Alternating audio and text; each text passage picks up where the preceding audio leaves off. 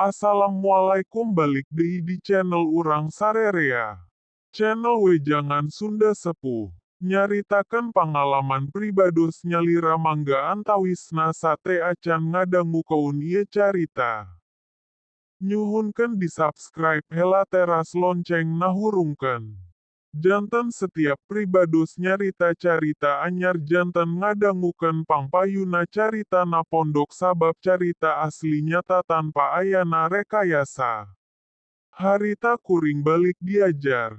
Geus lumayan lila kuring diajar di kampus ieu. Nya ari dikereyuhkeun mah aya mangpaatna tina hasil kuring ngarantau di Bandung. Kuring balik diajar teh teu langsung ka kosan. Tapi na nyimpang heula ka imah anu jadi babaturan di pabelah Cipaku. Sigana wae anu jadi babaturan aya perlu ka kuring. Matak harita kudu nyimpang oge. Nya kuring ge maksudna bade nyimpang. Da puguh di kosan teu aya anu ngarep-ngarep. Puguh kuring masih hirup bubujangan. Sajabana ngobrol. Anu rada lumayan lila nepikeun ka uplek ngaler ngidul. Anu tadina rek sakedeng teh malah jadi lila. Geus 2 jam aya di dieu tapi masih teu aya niat balik. Teu karasa ngobrol teh. Padahal asa cikeneh pisan datang ka diu. Tapi basa ningali jam. Geuning geus peting. Malah leuwih ti jam 10. Nya kuring ge pamitan langsung balik. Wayahna weh kudu balik. Sanajan peting bari jeung sorangan oge. Jadi rek balik wae. Moal mondok.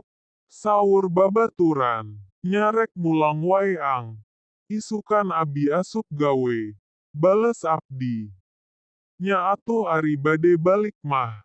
Tapi kade ati-ati di jalanah geus peting ieu teh. Saurna. Kuring balik ti Cipaku. Aya kana jam 11 petingna. Lempang muru ka terminal ledeng. Mimiti mah ngadon ngajentul. Maksudna rek mesen ojol. Tapi geus aya sababaraha menit. Teu aya ojol anu nyandak order. Kuring teu terus ngajentul. Tapi bari nungguan ojol bari lempang. Keadaan jalan menika cidatisna. Angin peting karasa nyecep. Nyebak kana awak kuring. Mimiti karasa wegah ari kudu lempang. Tapi kumaha deui atuh. Pan sidik ojol ge weh. Kaayaan bekipuk sepi jempling. Basa ngaliwat jalan anu masih keneh rajek tangkal awi. Kuring rada ngerenkeun heula lempang. Sakedapan kuring ngahuleng. Lantaran karasa beda rarasaan. Komo deui tangkal awi mah. Lamun oyak katebak angin sok kadangu ngareket. Puguh wiku kuring karasana jadi muring bulu kunduk. Dibayang-bayang teh sok sieun aya nanaon. Ujuk-ujuk aya nu nyiap lempang ka kuring. Mimiti ngarasa atoh sabab moal keung sabab aya nu maturan lempang. Kuring ningali ka palebah anu karasa nyiap lempang kuring ti. Anu tadi ngarasa atoh peda aya nu maturan lempang. Ka atoh teh jadi lengit. Ganti jadi kareuwas.